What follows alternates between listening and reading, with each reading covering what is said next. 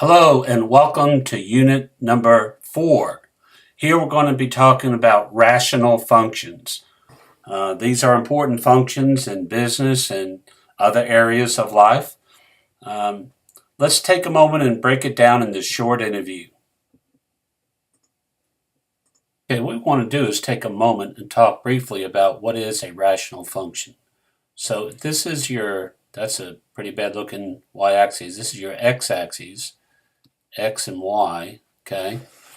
And you have a function, let's say it's f of x is equal to 1 over x, then the graph of that function, right, would be at 1, 1, it would be 1, okay? So the graph would look something like this, okay? And at negative 1 would be negative 1. So again, the graph would have a general shape like this. Okay, now notice something here. There's some domain value problems. X can equal 1.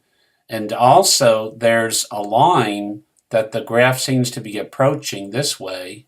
Okay, there's a line here that it's approaching but not touching. And it's the same thing this way here as well. And they're called asymptotes. This is a horizontal asymptote, and there's an up and down one as well, a vertical asymptote. Now, there are a lot of applications of rational functions, and so this unit explores this idea, and I hope you enjoy it. Okay, the next thing we need to do is go to our home page and click on our content, looking at unit number 4. So unit number 4, notice over here, I'm over to the side, and here's everything related to unit 4. Again, our advanced organizer and all of these different lesson types, exercises, your quiz, and your discussion. Let's take a moment and look briefly at one or two of these items here. Well, maybe 3 or 4. Our rational function advanced organizer does give you a good broad outline of what we're going to talk about. And that's very helpful to see and be able to read it without a lot of extra information. Now, here's a little trick in navigating. You could click on this link right here and then get back to that table of contents there. I'll show you another way in a minute. Here we're talking about asymptotes. Again, your vertical and horizontal asymptotes related to the picture.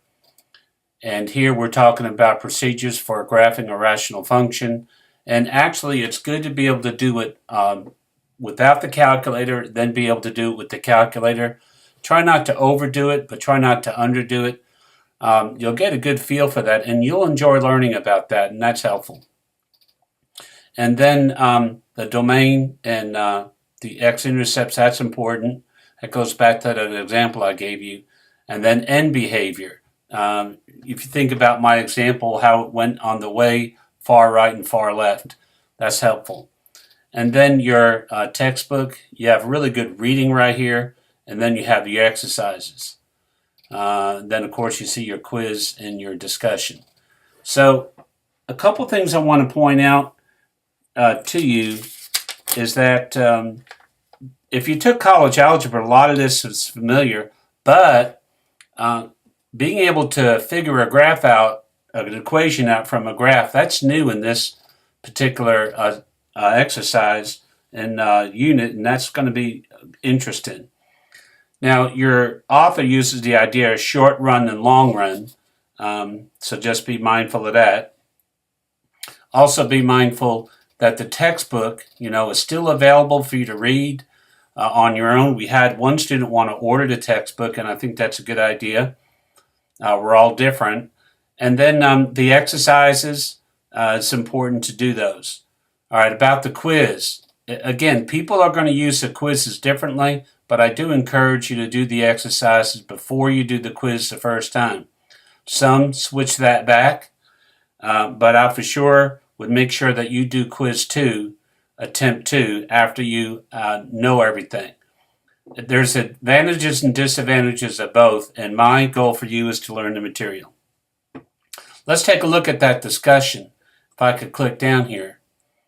Now here's a discussion for unit number 4. It's really very straightforward. Right now I have 3 videos in there, 3 video links. And actually that first video is a good overview from my college algebra class. And I may put more in here as time affords. And then you have a very easy post to do. Make your post after completing 4.1 because, hey, there's only one quiz in Unit 4. And then respond to 2 of the following for 5 points each. So this is really a good little unit to get your mind around and to do well. You have done an outstanding job in making your new thread and doing your discussion, so I know that you're going to do fine with that. If you notice on this particular Unit 4, there's a checklist at the bottom as well. And checklist, I think that's a good idea. All right, let's say if there's some final thoughts that I need to share with you. Don't forget, students, as you work in a unit, don't forget your 3 lifelines. Number 1, you have the embedded tutor, and she is answering questions now. Number 2, you have smart thinking, which has been promoted a lot in the universities. And then 3, you have what I call my live office hours. And I do that for sure on Mondays. The time is, 7 to 9. And that's a good time. Also, I probably will, matter of fact, I'm planning on doing some between Monday live tutoring sessions. And what I'll do is just contact you through the email and let you know when I'm going to do that, and you're free to join.